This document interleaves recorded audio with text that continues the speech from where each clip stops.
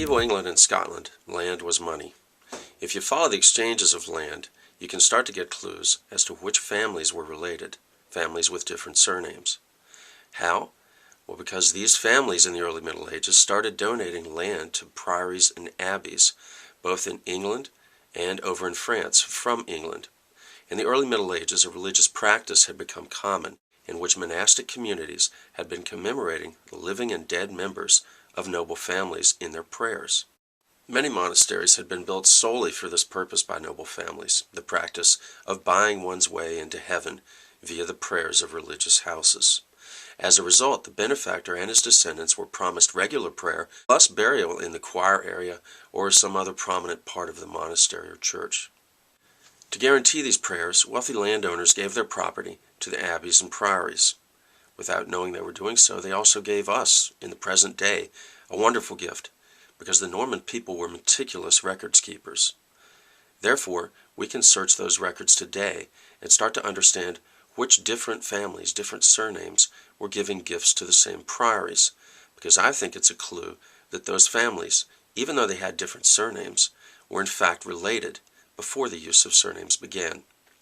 In this kind of research, it's important to remember that the use of second names, surnames, was not at all consistent.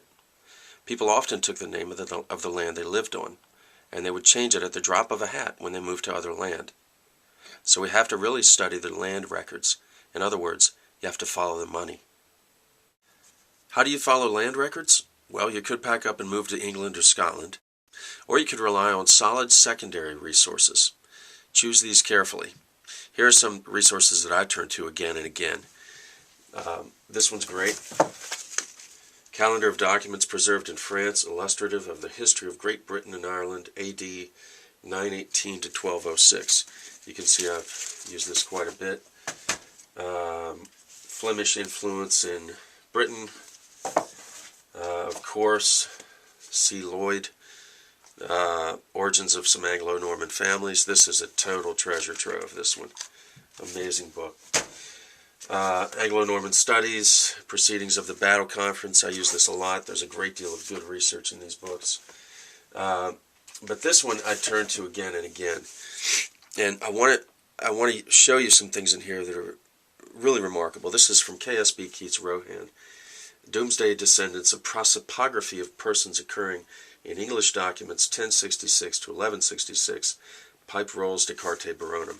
And again, you can see I've got a ton of bookmarks in here. Here is the Big O family, B-I-G-O-T, or B-I-G-O-D.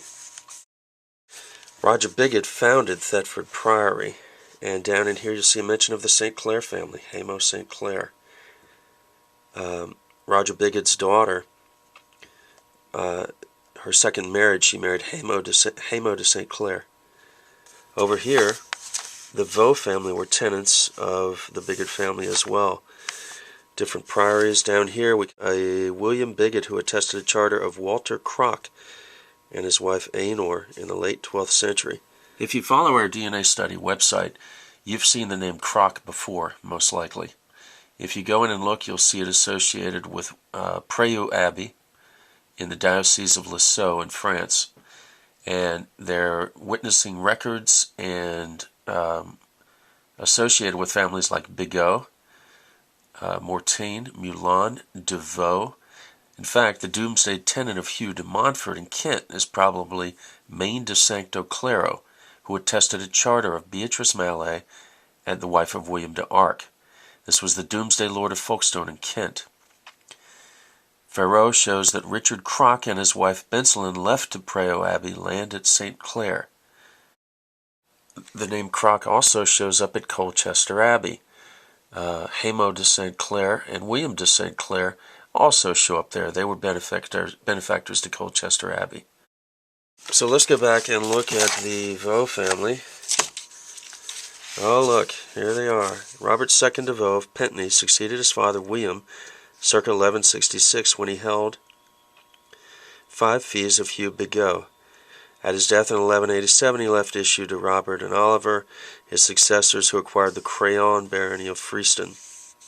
Here's another mention of Thetford Priory. William de Valuibus, which is the Latinized spelling of DeVoe, attested charter in Thetford Priory. Hurius de Valuibus, descendant of Robert I DeVoe, a bigod tenant in Belcamp, Essex, he gave there to the Priory of Caen, which I think is over in France. Here's Herbert de Valuibus, very interesting, extremely interesting. Herbert I DeVoe granted the barony of Irthington, Cumberland, circa 1156. He was a Redvers tenant. The Redvers family and the de Morville family had extremely similar shields, armorial bearings.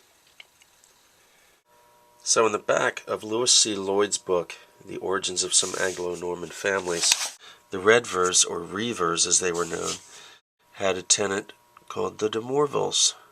So let's review.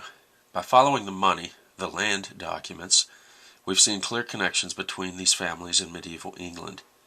The Vaux and St. Clair families connect with a S&P called L193, which proves without any doubt that we share an ancestor about 1,000 years ago.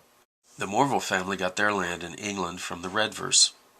A member of the Vaux family was a tenant of the Redvers in Northumberland. Of course, the St. Clair family got their first recorded land in Scotland from the Morville family in 1162, the land of Herdmanston. Several members of the Vaux family were tenants of the Bigot. Richard Croc gave land to Preaux Abbey from their holdings at either St. Clair d'Arcy near Bernay, Eure, or St. Clair-sur-le-Mont. Maine de St. Clair witnessed gifts of the Croc family. William Bigot attested a charter of Walter Croc. In Scotland, a member of the Vaux family granted Fidra Island to the monks at Dryburgh Abbey, which was owned by the de Morvilles. A member of the St. Clair family of Herdmanston witnessed this gift. The daughter of Roger Bigot married Haymode St. Clair. In England, these families were clearly associated and may have been related by blood. I caution members of the St. Clair-Sinclair DNA study to not leap to conclusions based on research in these books or DNA or anything else for that matter, but to do solid research, combine the two, look at your S&P matches, study those matches in these old books, see if you can find other matches where things synchronize up and you can find the same kind of matches in these books, trustworthy books like KSB Keats Rohan. And then you're on the right path, I believe, and I think it could lead to some answers at some point. Good luck in your research.